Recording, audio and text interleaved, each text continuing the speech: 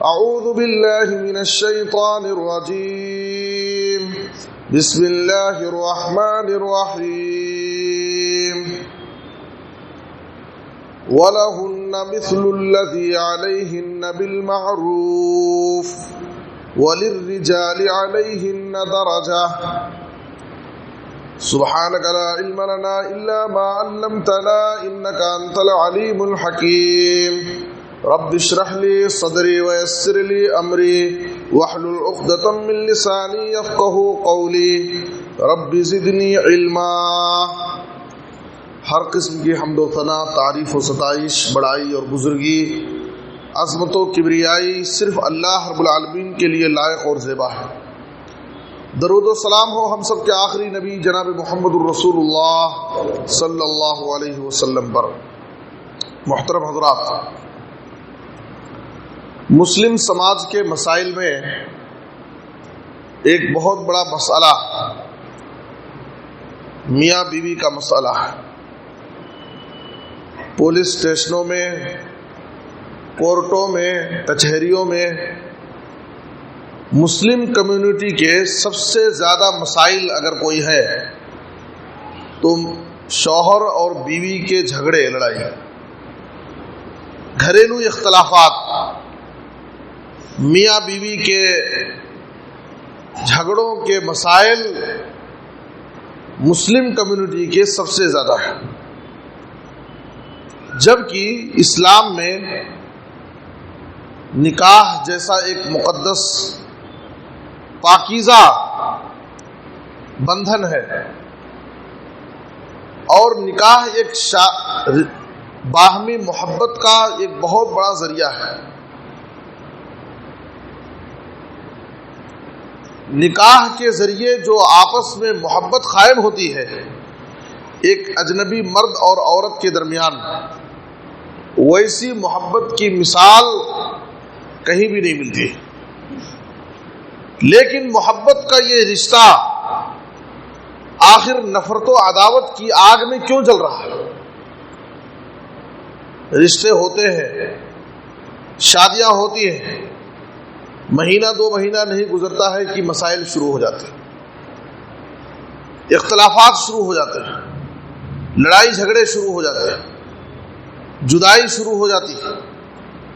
آخر اس کا سبب کیا ہے؟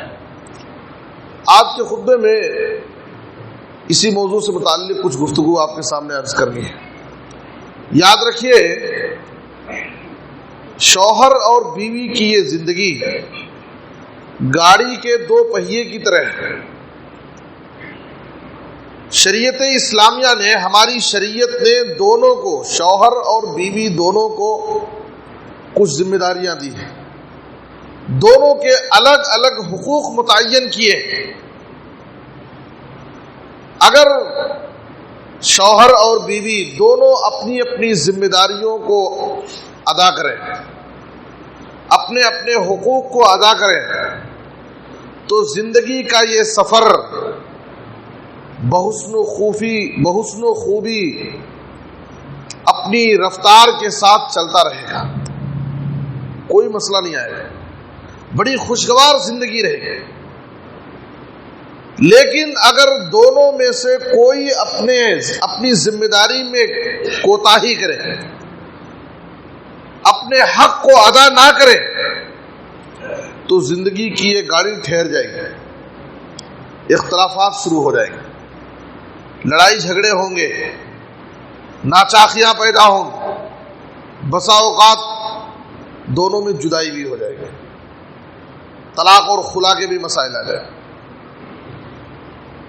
تو سب سے بڑا مسئلہ جو ہے کہ شوہر اور بیوی کے اوپر جو ذمہ داری ہے، جو حقوق ہے، ان حقوق کو ہم ادا نہیں کرتے. ہم ایک دوسرے کے مقام و مرتبے کو نہیں سمجھتے. شوہر کی ذمہ داری یہ ہے کہ اپنے بیوی کے مقام کو سمجھے. وہ اس کی بیوی ہے، وہ اس کی رفیق حیات ہے، وہ اس کی شریک حیات ہے، زندگی کی ساتھی ہے. وہ اس کی کوئی نوکرانی نہیں ہے، وہ اس کی خادمہ نہیں ہے. ایک عورت کی ذمہ داری ہے کہ وہ اپنے شوہر کے مقام کو سمجھے. وہ اس کا شوہر جو اپنی زندگی کی ساری محنت ساری کوشش اپنے بیوی بچوں کے لیے کرتا ہے. تو جب ایک دوسرے کے مقام کو سمجھیں گے, ایک دوسرے کے حق کو ادا کریں گے, اپنی ذمہ داری کو بحسن و خوبی انجام دیں گے, تو میاں بیوی کی زندگی میں بڑی الفت اور محبت قائم ہو, خوشگوار زندگی گزاریں گے. کہیں بھی کچھ ناچاکی اور اختلافات ٹینشن نہیں ہوگا. قرآن مجید میں سورہ بقرہ کی آیت نمبر 228 میں اللہ تعالیٰ نے کہا وَلَهُنَّ مِثْلُ الَّذِي عَلَيْهِنَّ بِالْمَعْرُوفِ وَلِلرِّجَالِ عَلَيْهِنَّ دَرَجَةٌ.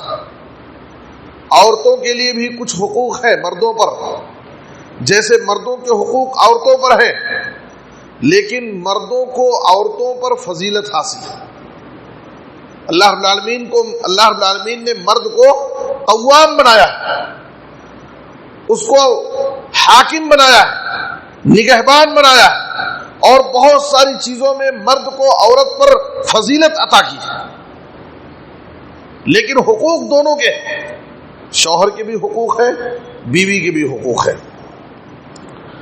آئیے ہم دیکھیں, ہم میں سے بعض لوگ ایسے ہیں جو مسجد کی حد تک بڑے اچھے ہیں, نمازوں کی بڑی پابندی کرتے ہیں, صف اول میں ماشاءاللہ نظر آتے ہیں, بڑے دیندار ہیں, حاجی ہیں, نمازی ہیں, سب کچھ ہیں, لیکن ان کی گھریلو زندگی اچھی نہیں, گھریلو زندگی اچھی نہیں, بیوی بچوں کا حق ادا نہیں کرتے ہیں, بیوی بچوں کے لیے وقت نہیں نکالتے ہیں, ان کی تربیت پر ان کی توجہ نہیں, بیوی بچوں کی ذمہ داری جو ان کے کندھوں پر ہے اس ذمہ داری کو ادا نہیں کرتے ہیں, اس میں کوتاہی کرتے ہیں.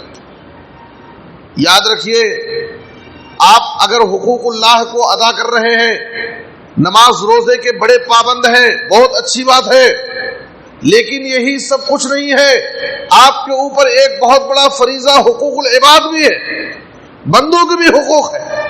آپ کے اوپر آپ کے بیوی بچوں کا حق ہے, ماں باپ کا حق ہے, رشتہ داروں کا حق ہے, دوستوں احباب کا حق ہے, پڑوسیوں کے حقوق ہے, بہت سارے حقوق ہیں آپ کے اوپر, جو نماز روزے کے ساتھ وہ بھی کرنا ضروری ہے, تب جا کر کے آخرت میں کامیاب ہوں.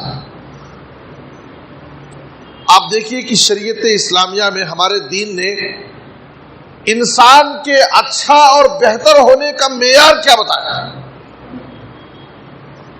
ایک اچھا انسان شریعت کی نظر میں کون ہے؟ اللہ اور اس کے رسول کی نظر میں. آپ صلی اللہ علیہ وسلم نے فرمایا, ترمذی کی حدیث ہے, خیرکم خیرکم لأہلہ وانا خیرکم لأہلی. نبی صلی اللہ علیہ وسلم نے کہا, اے لوگو, تم میں سب سے بہتر سب سے اچھا انسان وہ ہے جو اپنے بیوی بچوں کے حق میں بہتر ہو, جو اپنے بیوی بچوں کے لیے بہتر ہو, وہ سب سے اچھا انسان ہے. نبی صلی اللہ علیہ وسلم نے کہا وَأَنَا خَيْرُكُمْ لِأَهْلِي, اے لوگو میں اپنے بیوی بچوں کے لیے بہت بہتر ہوں. نبی صلی اللہ علیہ وسلم اپنے بیوی بچوں کے لیے کیسے تھے وہ ایک مستقل موضوع ہے. آپ صلی اللہ علیہ وسلم کا اخلاق, آپ کا اٹھنا بیٹھنا, اپنی بیوی بچوں کے ساتھ وقت نکالنا, ان کے ساتھ پیار اور شفقت کا معاملہ کرنا, ان کی ذمہ داریوں کو ادا کرنا, نبی صلی اللہ علیہ وسلم بیوی بچوں کے حق میں سب سے بہتر تھے. ترمذی کی ایک دوسری حدیث میں آپ صلی اللہ علیہ وسلم نے کہا, اکمل المومنین ایمانا احسنهم خلقا وخیارکم خیارکم لنسائہم.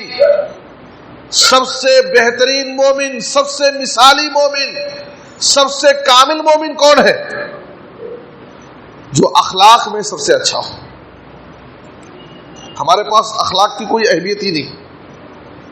ہم کیا سمجھتے ہیں, جو سب سے بڑا پکا نمازی ہے انہیں سب سے اچھا. میں نماز کی اہمیت نہیں گھٹا رہا ہوں, نماز یہ اسلام کا بنیادی رکن ہے. ایک مسلمان پر ایمان لانے کے بعد سب سے بڑا فریضہ ہے جو کسی بھی حال میں معاف نہیں ہے. قیامت کے دن سب سے پہلے نماز کا حساب ہوگا. اگر نماز میں ہم کامیاب ہیں تو سمجھیے کہ کامیاب ہیں, اگلے حساب ہمارے لیے آسان ہو جائے گا. لیکن اگر نماز کے حساب میں پھنس گئے تو پھنس گئے. تو نماز کی اہمیت ہے. لیکن ہماری سوچ کیا ہے؟ ہم کیا سمجھتے ہیں کہ ایک آدمی نماز روزے کا پابند ہے تو وہ سب سے اچھا. اخلاق کا ہمارے پاس کوئی حساب ہی نہیں کہ ہماری زبان، ہماری بات چیت، لوگوں کے ساتھ ہمارا اٹھنا بیٹھنا، لوگوں کے ساتھ ہمارے تعلقات، لوگوں کے ساتھ ہمارے معاملات، ہمارا لین دین، رشتہ داروں کے حقوق ادا کرنا، یہ بھی اخلاق کی بات ہے. اور سب سے کامل اور مثالی مومن وہ ہے جس کے اخلاق سب سے اچھے. پھر آپ نے کہا وَخِيَارُكُمْ خِيَارُكُمْ لِنِسَائِهِمْ، تم میں سب سے اچھا، سب سے بہتر وہ ہے جو اپنی عورتوں کے لیے بہتر ہے. ایک آدمی بڑا دیندار ہے، نمازی ہے، حاجی ہے، لیکن اپنے بیوی بچوں کا حق ادا نہیں کرتا، عورت پر ظلم کرتا ہے، وہ بہتر نہیں ہو سکتا ہے، وہ مثالی مومن نہیں ہو سکتا ہے. اس کے اوپر اس کی بیوی بچوں کا بھی حق ہے. دیکھیے صحیح بخاری کی حدیث ہے، نبی صلی اللہ علیہ وسلم نے سلمان فارسی رضی اللہ عنہ اور ابو دردہ ان دونوں کے درمیان بھائی چارہ کرایا تھا. دونوں آپس میں ایک دوسرے کے دوست تھے. ایک مرتبہ سلمان فارسی اپنے دوست ابو دردہ سے ملاقات کرنے ان کے گھر گئے. دیکھا کہ ابو دردہ ان کے دوست نہیں تھے گھر پر، بیوی گھر میں ہے، لیکن ایک عورت کے زندگی میں اس کے جسم پر جو زینت ہونی چاہیے وہ زینت نہیں تھی. وہ اسی ہی پھٹے پرانے میلے کچیلے کپڑے پہنی ہوئی ہے، بال پراگندہ ہے. سلمان فارسی دیکھ کر پریشان ہو گئے. کہا کہ اے ام دردہ، آخر کیا بات ہے؟ دردہ ابو دردہ کی بیوی سے کہا کہ آخر کیا بات ہے کہ تمہاری حالت ایسی ہو گئی ہے، تمہارے اندر کوئی زیب و زینت بناؤ سنگار نظر نہیں آ رہا ہے. تو کہا کہ آخر میں زینت کروں تو کس کے لیے کروں؟ تمہارا دوست ابو دردہ، اس کا حال یہ ہے کہ وہ صرف ہمیشہ نماز روزے میں لگا رہتا ہے، اس کو بھی بچوں کی کوئی فکر نہیں ہے، وہ ہمارے قریب بھی نہیں آتا. ابھی گفتگو چل رہی تھی، صحیح بخاری کی یہ حدیث ہے. اتنے میں ابو دردہ آ گئے. دیکھا کہ میرے گھر میرے دوست ابو سلمان فارسی آئے ہوئے، خوش ہو گئے، کھانا تیار کیا، دسترخوان جوڑ دیا. اس کے بعد کہا کہ آپ کھانا کھائیے، میں روزہ ہوں، میں نہیں کھاؤں گا. سلمان فارسی نے کہا جب تک تم نہیں کھاؤ گے میں بھی نہیں کھا سکتا، اور زبردستی کر کے ان کو دسترخوان پر بٹھایا اور کھانا کھلایا. نفل روزہ وقت ضرورت توڑ سکتے ہیں، روزہ توڑنے لگا.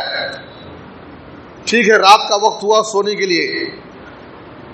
سلمان فارسی کے لیے بستر لگا دیا، وہ سونے کے لیے چلے گئے. اس کے بعد جب ان کو محسوس ہوا ابو دردہ کو کہ وہ سو گئے ہوں گے تو اٹھے، مصلی اٹھائے کہ قیام اللیل شروع کریں گے.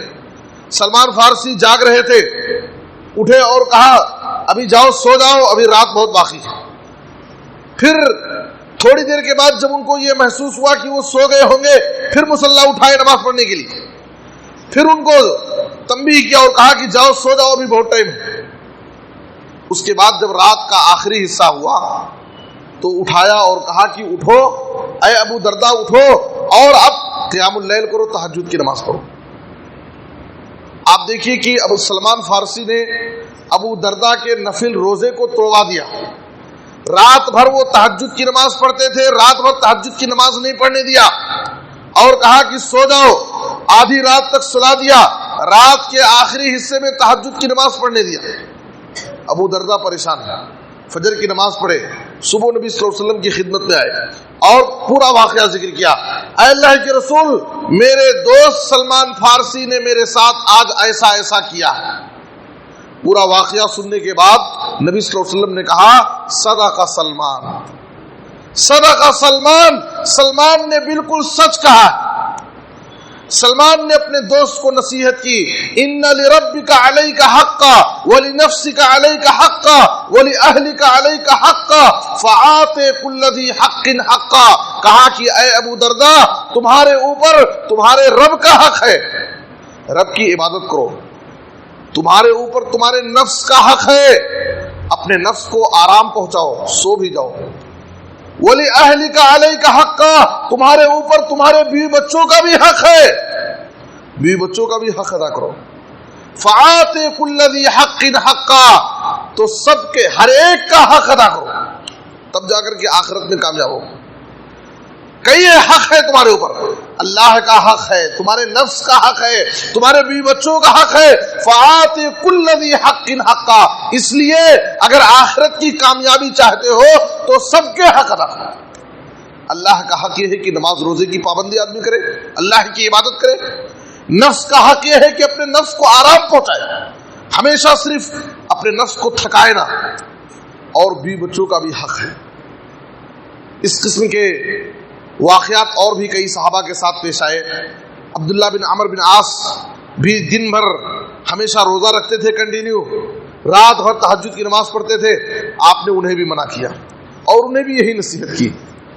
اسی طریقے سے 3 قسم کے لوگ نبی صلی اللہ علیہ وسلم کی بیویوں کے گھر آئے، آپ صلی اللہ علیہ وسلم کی عبادت کا حال معلوم کیا، وہ جوش میں آ گئے اور تینوں نے فیصلہ کر لیا کہ میں رات بھر، ایک نے کہا کہ میں رات بھر تہجد کی نماز پڑھوں گا، ایک نے کہا کہ میں دن میں ہمیشہ کنٹینیو روزہ رکھوں گا، اور ایک نے کہا کہ میں شادی ہی نہیں کروں گا، بیوی بچوں سے بالکل الگ رہوں گا تاکہ زیادہ عبادت کروں۔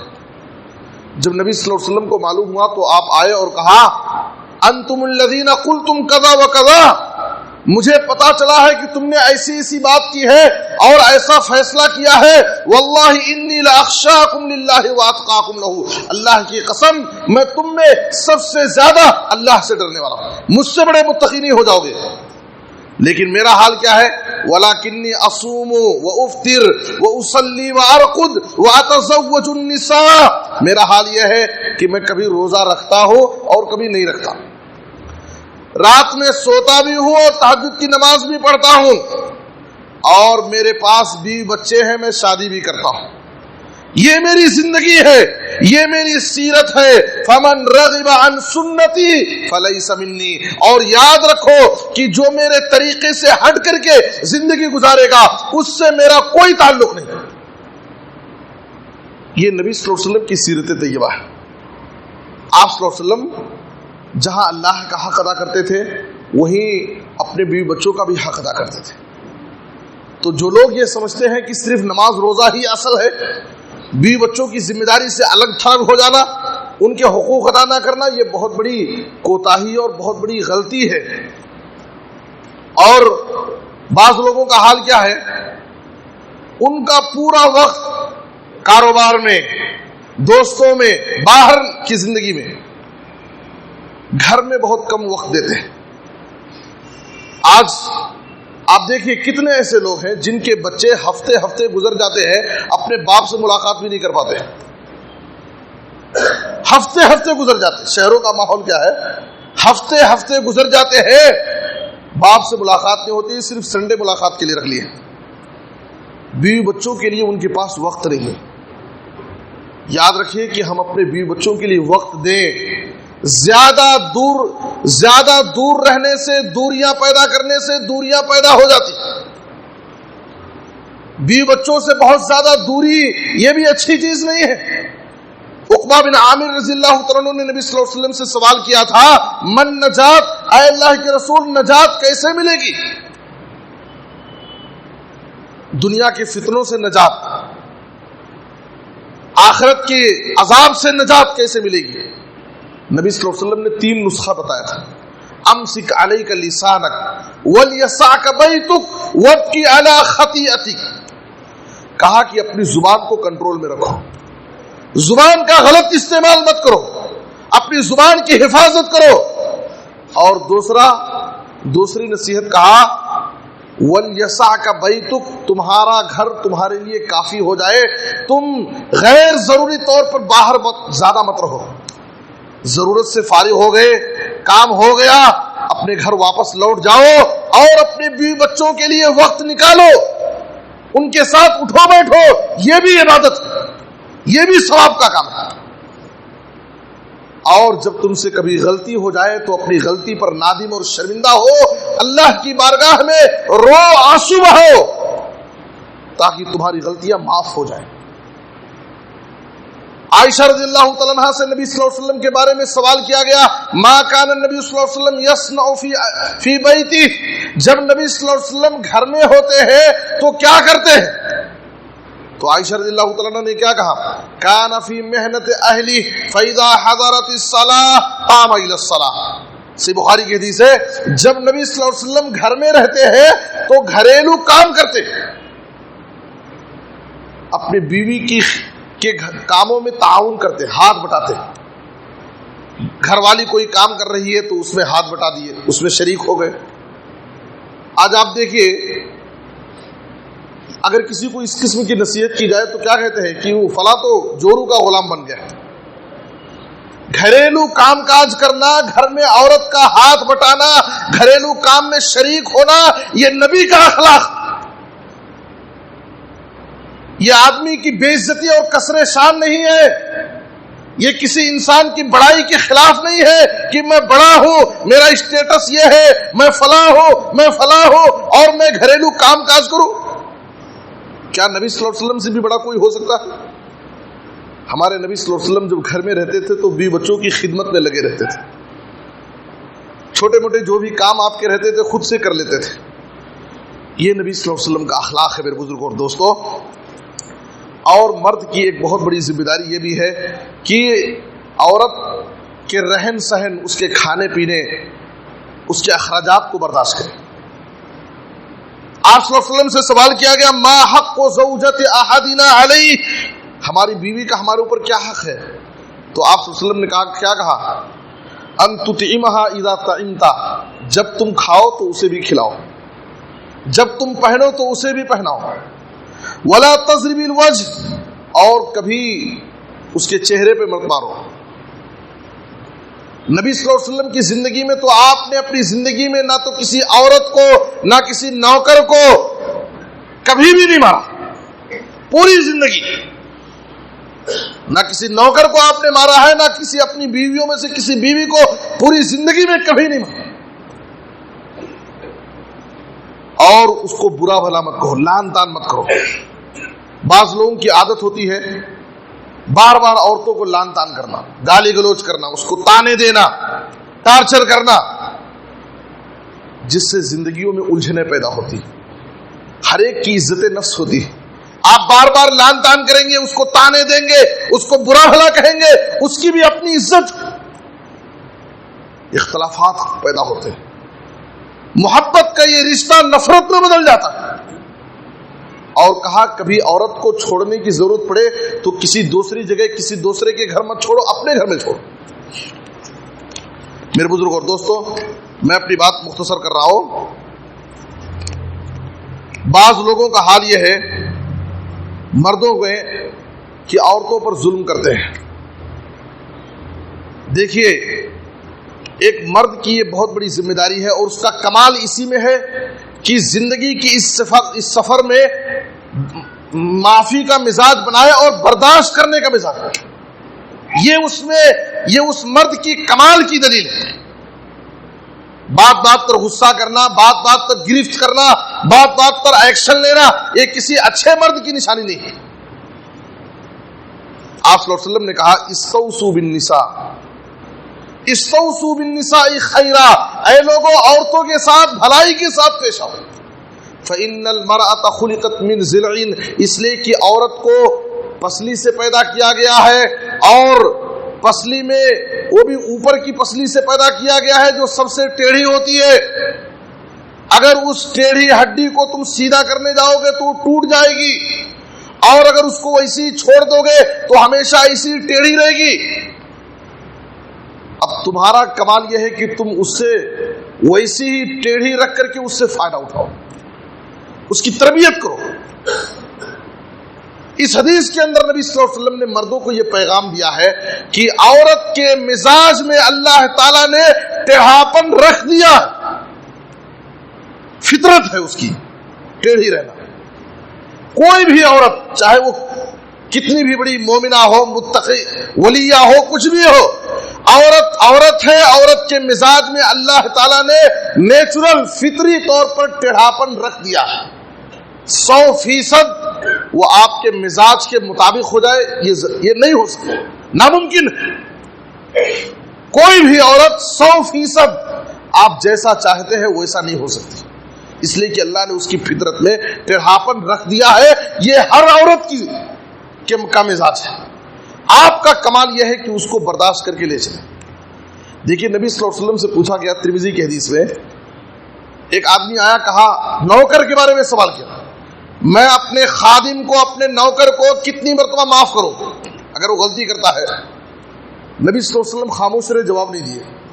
پھر اس نے دوبارہ سوال ریپیٹ کیا، میرا نوکر اگر غلطی کرتا ہے تو اپنے نوکر کو دن بھر میں کتنی مرتبہ میں معاف کروں اسے؟ نبی صلی اللہ علیہ وسلم نے نوکر کے بارے میں کیا کہا؟ کل یوم 70 مرہ، اگر ضرورت پڑے تمہارا نوکر دن بھر میں اگر 70 مرتبہ غلطی کرتا ہے تو 70 مرتبہ بھی معاف کرو، اس لیے کہ معاف کرنے سے تمہارا مقام بلند ہوگا، تمہارا بڑکپن، تمہاری بڑائی اس میں ہے کہ اسے نظر انداز کرو۔ ہر چھوٹی چھوٹی غلطی پر لڑنا، گرفت کرنا اور بحث کرنا یہ مرد کی پہچان نہیں، ایڈجسٹمنٹ کر لینا، نظر انداز کر دینا، یہ اصل مرد کی پہچان ہے۔ آپ صلی اللہ علیہ وسلم نے کہا لا یفرق مؤمن مؤمنۃ، کوئی بھی مومن مرد کسی مومنہ عورت کو ناپسند نہ کرے، ان کرہ منہا خلقا رضی منہا آخر، اس لیے کہ اللہ رب العالمین نے اس عورت کے اندر خوبیاں بھی رکھی ہیں اور خامیاں بھی رکھی ہیں۔ اگر کوئی خامی تمہیں آج نظر آ رہی ہے تو اللہ تعالیٰ نے اس کے اندر بہت ساری خوبیاں بھی رکھی، اس لیے کسی ایک غلطی کو پکڑ کر کے اسے ناپسند کرنا، اس کو لان تان کرنا، برا بھلا کرنا، اس سے لڑائی جھگڑا کرنا، یہ اچھی چیز نہیں۔ ہر ایک کے اندر اللہ نے کچھ خوبیاں بھی رکھی ہیں، کچھ خامیاں بھی رکھی ہیں۔ میرے بزرگ اور دوستو، آئیے یہ مردوں کے حوالے سے میں نے چند ذمہ داری دی ہے کہ ایک مرد کو چاہیے کہ اپنی بیوی کا حق ادا کرے، اور مرد کے اوپر بیوی کے تعلق سے جو ذمہ داریاں ہیں وہ ذمہ داری کو ادا کرے۔ میں نے کہا کہ دونوں کے اوپر ذمہ داری ہے، اور دونوں اپنی اپنی ذمہ داریوں کو اگر بحسن و خوبی انجام دیں گے تو یہ زندگی کا سفر بڑے خوشگوار طریقے سے گزرے گا، کہیں کوئی اختلاف نہیں آئے گا۔ جب کوئی ذمہ داری ادا کرنے میں کوتاہی کرتا ہے تو وہاں سے اختلافات شروع ہوتے ہیں۔ اب آئیے میں بتاتا ہوں کہ خواتین کی ذمہ داری کیا ہے، عورتوں کی ذمہ داری کیا ہے۔ آپ نے دیکھ لیا کہ مرد کی بہت بڑی ذمہ داری ہے عورت کے حوالے سے، لیکن شریعت نے عورت کی بھی بہت بڑی ذمہ داری دی ہے۔ شوہر کا بھی بہت بڑا مقام ہے، اور شوہر کا کتنا بڑا مقام ہے خواتین کے لیے نبی صلی اللہ علیہ وسلم نے کہا، قسم کھا کر کے والذی نفس محمد بیدہ، قسم ہے اس ذات کی جس کے ہاتھ میں محمد کی جان ہے، قسم کھایا آپ نے صلی اللہ علیہ وسلم، لا تودی المرأة حق ربها حتى تودی حق زوجها، کوئی بھی عورت رب العالمین کا حق اس وقت تک ادا نہیں کر سکتی جب تک اپنے شوہر کا حق ادا نہ کرے۔ کتنی بڑی بات ہے، کتنا بڑا مقام ہے ایک شوہر کا۔ کوئی عورت اگر یہ سوچے کہ میں نمازی ہوں، میں تلاوت قرآن کی پابند ہوں، میں روزے رکھ لیتی ہوں، میں فلاں ہوں، میں فلاں ہوں، اور شوہر کے حقوق میں کوتاہی کرتی ہے، شوہر کی اطاعت اور فرما برداری نہیں کرتی ہے، شوہر کے حکموں پر عمل نہیں کرتی ہے، اس کو خوش نہیں رکھتی ہے، یاد رکھیے کہ وہ عورت اپنی نمازوں سے رب کو خوش نہیں کر سکتی، خوش نہیں کر سکتی جب تک اس کا شوہر اس سے خوش نہ ہو۔ کتنا بڑا مقام ہے۔ کوئی عورت، آپ نے قسم کھا کر کے کہا، کوئی عورت رب العالمین کا حق اس وقت تک ادا نہیں کر سکتی جب تک اپنے شوہر کا حق ادا نہ کرے۔ اور آپ صلی اللہ علیہ وسلم نے کہا کہ گھر سے کہیں باہر جانے کے لیے نکلی، سواری پر بیٹھ گئی ہے عورت، شوہر نے اس کو اچانک طلب کیا، بلایا، نبی صلی اللہ علیہ وسلم نے کہا کہ وہ بالکل تیار ہو کر کے کہیں جا رہی ہے، سواری پر بیٹھ چکی ہے، شوہر اس کو بلاتا ہے، عورت کی ذمہ داری ہے کہ شوہر کی دعوت پر لبیک کہے، چاہے وہ کتنا بھی ارجنٹ میں کہیں جا رہے، وہ انکار نہ کرے۔ بہت بڑا مقام ہے شوہر کا، کتنا بھی اس کو ایمرجنسی ہے۔ نبی صلی اللہ علیہ وسلم نے کہا کہ اس کا شوہر وہ عورت سواری پر کہیں جا رہی ہے, سواری پر بیٹھ چکی ہے, اس کا شوہر اس کو بلا رہا ہے, وہ ایمرجنسی میں ہے, لیکن پھر بھی شوہر کا بہت بڑا مقام ہے, اس کی دعوت پر لبیک ہے, واپس آئے. یہاں تک کہ آپ نے ایک حدیث کے اندر کہا کہ عورت کچن روم میں ہے, کھانا بنا رہی ہے, روٹی تاوے میں ہے, شوہر بلا رہا ہے, وہ اس بات کا خیال نہ کرے کہ اگر میں شوہر کے پاس جاؤں گی تو تاوے میں جو روٹی ہے وہ جل جائے گی. روٹی جل جائے لیکن اپنے شوہر کے دل کو نہ جلائے. بہت بڑا مقام. اس وقت تک وہ رب کا حق ادا نہیں کر سکتی جب تک اپنے شوہر کا حق ادا نہیں کرتی. کتنا بڑا مقام ہے میرے بزرگوں اور دوستو. اور ایک دوسری حدیث دیکھیے, آپ صلی اللہ علیہ وسلم نے کہا, مستدرک حاکم اور بہقی کی حدیث ہے, امام البانی نے صحیح قرار دیا ہے, حسین بن محسن کی پھوپھی نبی صلی اللہ علیہ وسلم کی خدمت میں آئیں. دیکھیے یہ ساری تعلیمات, یہ سارے حقوق اگر میاں بیوی, شوہر اور بیوی ادا کریں, انجام دیں, یاد رکھیے میاں بیوی کی زندگی میں ایسا لطف آئے گا اور ایسی محبت قائم ہوگی کہ وہ ایسی محبت کی مثال نہیں ہم دیکھ سکتے. زندگیوں میں جو الجھنیں ہیں, جو پریشانیاں ہیں, جو اختلافات ہیں, دن رات جو لڑائی جھگڑے ہیں, وہ سب ختم ہو جائیں. شریعت نے ہمیں بہت سارے حقوق ادا کیے, بہت ساری تعلیمات دی ہے. شرط یہ ہے کہ ہم ان تعلیمات پر عمل کریں. حسین بن محسن رضی اللہ عنہ کی پھوپھی نبی صلی اللہ علیہ وسلم کی خدمت میں آئی کسی ضرورت کے لیے. آپ صلی اللہ علیہ وسلم نے اس خاتون سے پوچھا, کیا تمہارے شوہر ہے؟ خاتون نے کہا کہ ہاں.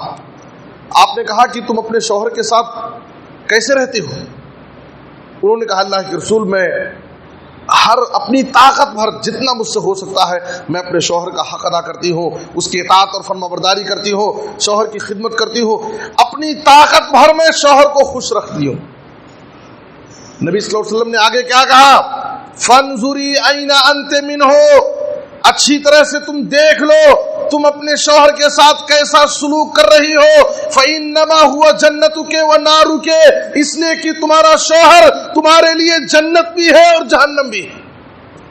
اگر تم نے اپنے شوہر کا حق ادا کیا, اس کو خوش رکھا, تو یہ تمہارا شوہر تمہارے لیے جنت میں جانے کا راستہ ہے. لیکن اگر تم نے اپنے شوہر کو ستایا, اس پر ظلم کیا, اس کو تکلیف دی, تو یاد رکھو یہ تمہارے لیے جہنم میں جانے کا راستہ ہے. اس لیے کہ تمہارا شوہر تمہارے لیے جنت بھی ہے, جہنم بھی ہے. اور جب کوئی عورت اپنے شوہر کو دنیا میں تکلیف دیتی ہے, اسے ستاتی ہے, پریشان کرتی ہے, اور اگر شوہر دیندار ہے, جنتی ہے, تو جنت میں جو اس کو جنتی عورتیں حوریں ملنے والی ہیں, وہ اس دنیا والی عورت سے کہتی ہے,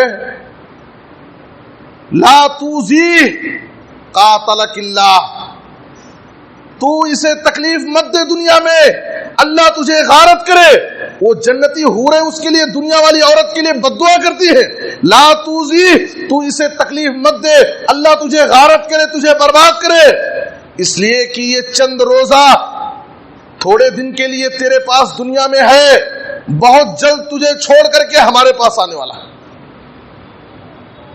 تو دنیا کی اگر عورت اپنے شوہر پر ظلم کرتی ہے اور اس کا شوہر دیندار ہے, جنتی ہے, تو جنتی حوریں اس دنیا والی عورت کے حق میں بددعا کرتی ہے. میرے بزرگ اور دوستو, اور شوہر کا کتنا بڑا مقام ہے. آپ نے بارہا یہ حدیث سنی ہے, آپ نے کہا, لو امرت احدا ان يسجد لاحد لامرت المرأة ان تسجد لزوجها, اگر میں کسی کو اس بات کی اجازت دیتا غیر اللہ کے لیے, اللہ کے علاوہ کسی کے لیے اگر سجدہ جائز ہوتا, تو اللہ تعالیٰ, تو نبی صلی اللہ علیہ وسلم نے کہا کہ میں حکم دیتا عورت کو کہ وہ اپنے شوہر کا سجدہ کرے, اگر غیر اللہ کے لیے سجدہ جائز ہوتا. لیکن اسلام میں غیر اللہ کے لیے سجدہ جائز نہیں ہے. یہ بات بیان کر کے نبی صلی اللہ علیہ وسلم شوہر کا مقام بتا رہے, کتنا بڑا مقام. اگر غیر اللہ کے لیے سجدہ جائز ہوتا تو عورت کو حکم ہوتا کہ وہ اپنے شوہر کے سامنے سجدہ کرے, اتنا بڑا مقام ہے. لیکن غیر اللہ کے لیے سجدہ جائز نہیں ہے, حرام ہے, شرک ہے. اچھا, بعض عورتیں کیا ہے, تھوڑی سی کچھ بحث ہوئی, آپس میں کچھ میاں بیوی میں اختلاف ہوا, فوراً اپنے میکے چلی جاتی ہے, ماں باپ کے گھر چلی گئی. اور آج ماحول کیسا ہے, بیٹی سسرال سے بھاگ کر کے ناراض ہو کر کے شوہر سے جب ماں باپ کے گھر آتی ہے تو ماں باپ اس کو تنبیہ کرنے کے بجائے الٹا اس کا اور سپورٹ کرتے, اس کو گھر میں بٹھا لیتے, مہینہ 2 مہینے 6 مہینے سال بھر اس کو گھر میں بٹھا کے رکھ لیتے بیٹی کے سپورٹ میں. میرے بزرگ اور دوستو, آپ سچ مانیں, ہمارے بزرگ جانتے ہیں ایک وقت تھا کہ جب لڑکیاں اپنے شوہر سے ناراض ہو کر کے ماں باپ کے گھر آتی تھیں تو ماں باپ ان کو واپس گھر اس کے سسرال بھیجتے تھے, ایک بھی شکایت نہیں سنتے تھے, ساری شکایتیں ایک طرف. لیکن تیری سب سے بڑی غلطی یہ ہے کہ تو اپنی سسرال کو, اپنے شوہر, اپنی ساس کے گھر کو چھوڑ کر کے تو بلا اجازت کیوں آئی. فوراً اسے واپس بھیجتے تھے, الٹا سپورٹ نہیں کرتے تھے, گھر میں 6 مہینہ اور سال بھر نہیں بٹھا لیتے تھے. آج ہمارا حال کیا ہے, غلطی ہے نہیں وہ بات کی بات ہے, بیٹی آئی ہے, بیٹی کی محبت میں سپورٹ شروع ہو گیا. میرے بزرگ اور دوستو, کتنی بڑی غلطی ہے, کتنی بڑی غلطی ہے. آئیے میں 1-2 حدیثیں آپ کے سامنے پیش کرتا ہوں. نبی صلی اللہ علیہ وسلم نے کہا, اثنان لا تجاوز صلاتهما رؤوسهما, 2 لوگ ایسے ہیں جن کی نمازیں ان کے سر کے اوپر نہیں جاتی, کتنا بھی نمازیں پڑھ لے, آسمان پر اللہ کے پاس جانا قبول ہونا تو دور کی بات, سر کے اوپر نہیں جاتی. 2 لوگوں کی نمازیں. ایک کون انسان ہے, عبد ابقى من موالی حتى يرجع. پہلے غلامی کا دور تھا, ایک غلام جو اپنے آقا اور مالک کی اجازت کے بغیر بھاگ جائے, جب تک واپس نہ آ جائے جتنی بھی نمازیں پڑھے گا اس کی نماز اس کے سر کے اوپر نہیں جائے گی. ایک دوسری آپ نے کہا وہ امرات عصت زوجہا حتی ترجع, آپ نے کہا دوسری وہ عورت جو اپنے شوہر کی نافرمانی کر کے اپنے شوہر سے ناراض ہو کر کے چلی جاتی ہے, جب تک وہ واپس نہ آ جائے جتنی بھی نمازیں پڑھیں گی اس کی نمازیں اس کے سر کے اوپر نہیں جائیں. کتنی بڑی غلطی ہو رہی ہے ہم سے. شوہر سے ناراض ہونا, اس کا دل دکھانا, یہ کوئی معمولی بات نہیں ہے. جب تک شوہر ناراض ہے, بیوی اس کو ناراض کر کے چلی گئی ہے, واپس جب تک نہیں آ جائے گی, اس کو خوش نہیں کر دے گی, اس کی نمازیں اس کے سر کے اوپر نہیں جائیں گی. طبرانی اور مستدرک حاکم کی حدیث ہے, امام البانی نے صحیح قرار دیا ہے. میرے بزرگ اور دوستو, اور آپ صلی اللہ علیہ وسلم نے کہا ایک حدیث کے اندر, الا اخبرکم بنسائکم من اہل الجنہ, کیا میں تمہیں جنتی عورتوں کے بارے میں نہ بتاؤں, کون سی عورتیں جنت میں جائیں گی. تو آپ نے کہا الودود الولود العود التي اذا ظلمت قالت هذه يدي في يدك لا اذوق غمزا حتى ترضى. جنتی عورت, ایک مثالی عورت, نیک عورت کی پہچان یہ ہے کہ کبھی اس کا شوہر اس سے ناراض ہو گیا یا اس کا شوہر اس کو کبھی کچھ تکلیف دے دیا تو ایسا نہیں کہ وہ بھی ناراض ہو جائے, وہ بھی غصہ ہو جائے, ناراض ہو کر کے اس کا ساتھ چھوڑ کر کے چلی جائے. نہیں, آپ صلی اللہ علیہ وسلم نے کہا جنتی عورت, نیک عورت کی پہچان یہ ہے کہ وہ اپنے شوہر کے پاس جاتی ہے, اپنے شوہر کے ہاتھ میں اپنا ہاتھ رکھ دیتی ہے اور کہتی ہے میں اس وقت تک چین اور سکون سے ایک لمحے کے لیے نہیں بیٹھوں گی, نہ میں کھاؤں گی نہ پیوں گی, اس وقت تک جب تک آپ مجھ سے خوش نہ ہو جائیں. اس کو مناتی ہے, وہ جنتی عورت ہے. کبھی ناراض ہو گئے, اختلاف ہو گیا تو ایسا نہیں کہ زدہ زدی میں ٹینشن بڑھتا جائے ایسی دوریاں ہو جائے. ایک نیک اور جنتی عورت کی پہچان یہ ہے کہ وہ اپنے شوہر کو مناتی ہے. ابو درداء رضی اللہ عنہ, اپنے صحیحہ کی روایت ہے, اپنی بیوی سے کہتے تھے جب میں تم پر ناراض ہو جاؤں تو تم مجھے منا لینا, اس لیے کہ میں بھی انسان ہوں, کبھی غصہ کر لے سکتا ہوں. جب میں تم سے ناراض ہو جاؤں تو تم مجھے منا لینا, اور جب تم ناراض ہو جاؤ کبھی تو میں تم کو منا لوں گا. یہ ایک اچھے شوہر اور بیوی کی پہچان ہے. اس طریقے سے جب ہم میاں بیوی زندگی گزاریں گے تو ان کی زندگیوں میں محبت پیدا ہوگی, خوشگوار زندگی گزاریں گے, سکون کی زندگی گزاریں گے. لیکن اگر ہم اسلام کی ان تعلیمات پر عمل نہیں کریں گے, شوہر اپنی ذمہ داریوں کو ادا نہ کرے, بیوی اپنی ذمہ داریوں کو نہ ادا کرے, تو یاد رکھیے محبت کا یہ رشتہ نفرت کی آگ میں جلتا رہے گا. لڑائی جھگڑے ہوں گے، اختلافات ہوں گے، روزانہ مسائل پیدا ہوں گے۔ وقت ہو چکا ہے اور بھی بہت ساری باتیں تھیں۔ ایک عورت کی ایک بہت بڑی ذمہ داری یہ بھی ہے کہ اس کے شوہر کے اس پر بہت سارے احسانات ہیں، شوہر کے بہت سارے احسانات، یہ احسانات کو کبھی نہ بھلائے، شوہر کی ہمیشہ شکر گزار رہے، ناشکری نہ کرے۔ آپ صلی اللہ علیہ وسلم نے کہا لا ينظر اللہ الى امرأة لا تشکر لزوجها وهي لا تستغنی عنہ، اللہ تعالی ایسی عورت کی طرف رحمت کی نظر نہیں ڈالتا جو عورت اپنے شوہر کی شکر گزار نہیں ہوتی، حالانکہ وہ اس سے بے نیاز بھی نہیں ہو سکتی، اس کے بغیر اس کا چل بھی نہیں سکتا ہے۔ اور آپ صلی اللہ علیہ وسلم نے عید کے خطبے میں کہا تھا کہ عورتیں سب سے زیادہ جہنم میں جائیں گی۔ جب عورتوں نے پوچھا کہ جہنم میں عورتیں کیوں جائیں گی تو آپ نے کیا کہا تھا؟ عورتوں میں دو خامیاں ہوتی ہیں، تکثرن اللعن و تکفرن العشیر۔ ایک تو عورتیں بہت زیادہ لعن طعن کرتی ہیں، بد زبان ہوتی ہیں، اور دوسرے شوہروں کی ناشکری کرتی ہیں۔ اور ایک مثالی عورت کی پہچان یہ ہے کہ جب اس کا شوہر ملازمت سے، کاروبار سے، کام کر کے، مزدوری کر کے دن بھر تھکا مادہ واپس گھر لوٹتا ہے، جب گھر پہنچے تو ایک نیک عورت کی پہچان یہ ہے کہ اپنی مسکراہٹ سے، اپنی محبت کے دو بول سے اس کی دن بھر کی تھکان کو ختم کر دے، اس کو خوش کر دے۔ آپ صلی اللہ علیہ وسلم نے کہا خیر النساء، سب سے بہترین عورت وہ ہے من تسرک اذا ابصرتا، جب تم اسے دیکھو تو وہ تم کو خوش کر دے۔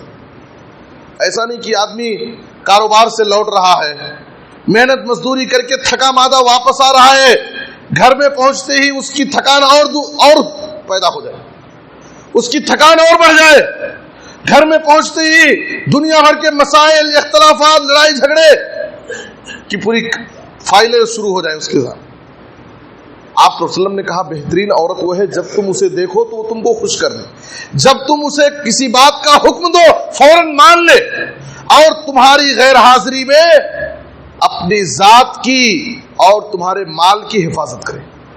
تین چیزیں آپ نے کہا، جب تم اسے دیکھو تو وہ تمہیں خوش کر دے، جب تم اسے حکم دو تو تمہاری بات مان لے، اور جب تم غیر حاضر رہو، کہیں باہر ہو گھر سے، تو اپنی ذات کی، کسی کو اپنے گھر اجنبی کو آنے نہ دے، بلا اجازت کہیں گھر سے باہر نہ جائے، اپنی ذات کی حفاظت کرے، اپنی عزت کی اور تمہارے مال کی حفاظت کرے۔ ایسی عورت سب سے بہترین عورت ہے میرے بزرگ اور دوستو۔ اس لیے ہمیں چاہیے کہ آج مسلم سماج میں، ہمارے گھروں میں جو میاں بیوی کے لڑائی جھگڑے کے واقعات بہت زیادہ رونما ہو رہے ہیں، اس کی وجہ یہی ہے کہ ہم ایک دوسرے کے مقام کو نہیں سمجھ رہے، ہم ایک دوسرے کے مقام کو نہیں سمجھ رہے، شوہر بیوی کے مقام کو نہیں پہچان رہا ہے، بیوی شوہر کے مقام کو نہیں سمجھ رہی، اور ایک دوسرے کے حقوق ادا نہیں کر رہے، اپنی ذمہ داری کو ادا نہیں کر رہے، جس کی وجہ سے آئے دن ہمارے سماج میں لڑائی جھگڑے کے اختلافات، لڑائی جھگڑے کے مسائل پیدا ہوتے ہیں۔ اس لیے ضرورت اس بات کی ہے کہ ہم اپنی ذمہ داریوں کو انجام دیں اور ایک دوسرے کے حقوق کو ادا کرنے کی کوشش کریں۔ اللہ سے دعا ہے کہ اللہ تعالی ہمیں اپنی ذمہ داریوں کو بحسن و خوبی انجام دینے کی توفیق عطا فرمائے۔ اے اللہ ہماری گھریلو زندگیوں میں جو کچھ اختلافات ہیں، جو مسائل ہیں، اے اللہ تو اپنے فضل و کرم سے اس کو ختم کر دے اور ہمیں آپس میں مل جل کر کے ایک دوسرے کے ساتھ پیار و محبت کے ساتھ زندگی گزارنے کی توفیق عطا فرما۔ اے اللہ جو بیمار ہیں انہیں شفاء عاجل کامل عطا فرما۔ اے اللہ جو مقروض ہیں انہیں ادائیگی قرض کی کوئی آسان سبیل پیدا فرما۔ اے اللہ پورے عالم میں اسلام اور مسلمانوں کو عزت، ترقی اور غلبہ نصیب فرما۔ اے اللہ تو ہر جگہ مظلوم مسلمانوں کی حفاظت فرما۔ اے اللہ تو ان کی غیبی مدد فرما۔ اے اللہ تو ہمیں جب تک زندہ رکھ کتاب و سنت پر عمل کرنے کی توفیق دے، جب خاتمہ ہو تو خاتمہ بالخیر، کلمہ توحید پر وفات دے۔ آمین تقبل یا رب العالمین۔ وصلی اللہ علی نبینا محمد و آلہ وصحبہ اجمعین۔ بارک اللہ لنا